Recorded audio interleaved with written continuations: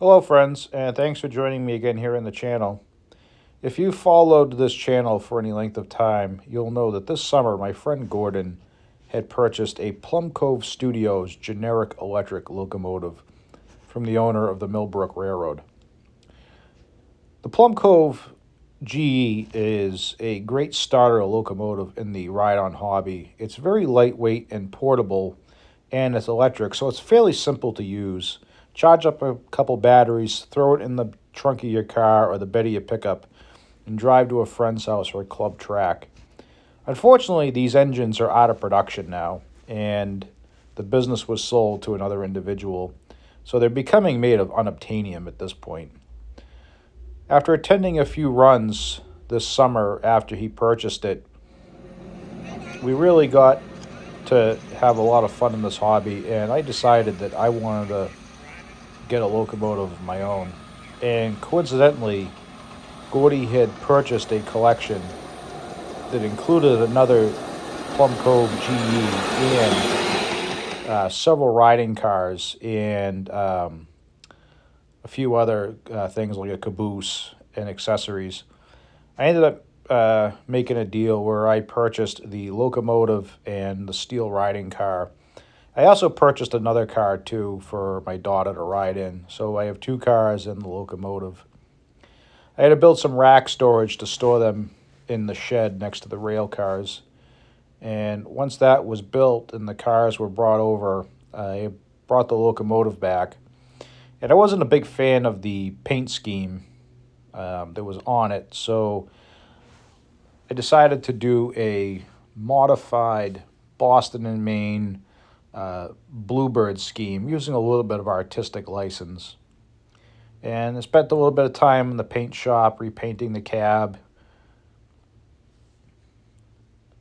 And for the graphics, I wanted to go simple and cheap, so my wife ended up just cutting them out of vinyl on her Cricut machine. And I added some details like doors and door handles. And then we added the graphics on one night, and it came out okay. I'm pretty happy with it. And I built a skid-mounted transport for my truck bed for the riding car and someone else's riding car. And the locomotive fits right in the back seat. We took it to a friend's house, and this is the only video clip I'm going to show of it riding there out in the woods. But it worked out pretty well there. And this is the two riding cars on the way back home, and the two locomotives in the back of the seat of the truck. I added a magnet to the rear controller when I got home so it doesn't fall off the roof of the engine, and added a fake exhaust just to give it some detail.